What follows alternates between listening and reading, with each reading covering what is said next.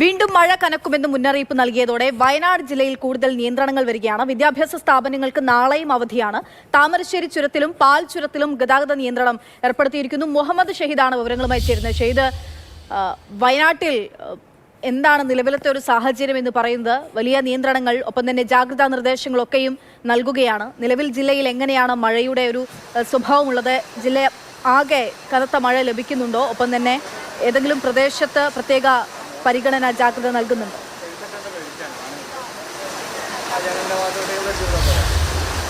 അക്ഷയ, വടക്കൻ കേരളത്തിൽ പ്രത്യേകിച്ചും കോഴിക്കോട്, വയനാട്, കണ്ണൂർ, കാസർഗോഡ് ജില്ലകളിൽ റെഡ് അലർട്ട് പ്രഖ്യാപിച്ചിരിക്കുകയാണ്. ഇതേ തുടർന്നാണ് ഇപ്പോൾ വയനാട് ജില്ലാ കളക്ടർ കൂടുതൽ നിയന്ത്രണങ്ങൾ കടുപ്പിച്ചുകൊണ്ടുള്ള തീരുമാനം പ്രഖ്യാപിച്ചിരിക്കുന്നത്. വിദ്യാഭ്യാസ സ്ഥാപനങ്ങൾക്ക് അവധി പ്രഖ്യാപിച്ചിട്ടുണ്ട്. അതിനു പുറമെയാണ് പാൽച്ചുരവും താമരശ്ശേരി ചുരവും അവിടെ നിയന്ത്രണം കടുപ്പിച്ചുകൊണ്ടുള്ള തീരുമാനം ഇപ്പോൾ ജില്ലാ കളക്ടറുടെ ഭാഗത്ത് നിന്ന് വന്നിരിക്കുകയാണ്.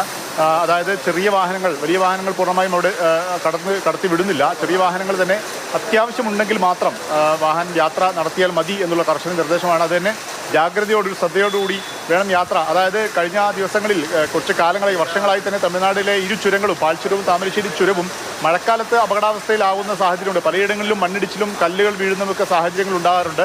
വാഹനങ്ങൾക്ക് അപകടങ്ങൾ ഉണ്ടാകാറുണ്ട്. അത് മുന്നിൽ കണ്ടാണ് ഇത്തരമൊരു മുന്നറിയിപ്പ് നൽകിയിരിക്കുന്നത്. വയനാട്ടിൽ കഴിഞ്ഞ ദിവസങ്ങളിലുണ്ടായ ശക്തമായ മഴ അവിടെ പലയിടങ്ങളിലും വെള്ളം കയറിയ സാഹചര്യം ഉണ്ടായിരുന്നു. ആശ്വാസകരമായത്, വയനാട് എപ്പോഴും ഭീതിയോട് അല്ലെങ്കിൽ അങ്ങനെ ഒരു ആശങ്കയോടുകൂടി നോക്കുന്ന ഉരുൾപൊട്ടൽ അത് ഇതുവരെ ആ രീതിയിൽ ഉണ്ടായിട്ടില്ല എന്നുള്ളതാണ്. പക്ഷേ വെള്ളക്കയറ്റം പല സ്ഥലങ്ങളിലും ഉണ്ടായിട്ടുണ്ട്. പക്ഷേ പലയിടങ്ങളിലും മണ്ണിടിച്ചിലും ഉരുൾപൊട്ടൽ സാധ്യതാ പ്രദേശം വയനാട് കൂടുതലാണ്. അതുകൊണ്ട് തന്നെയാണ് വയനാട് കൂടുതൽ ജാഗ്രത പാലിക്കാനും നിയന്ത്രണം കടുപ്പിച്ചുകൊണ്ടും ജില്ലാ കളക്ടർ ഉത്തരവിട്ടിരിക്കുന്നത്.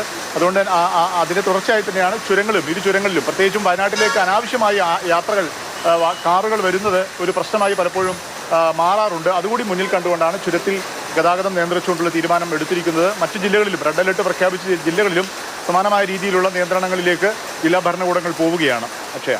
ശരി.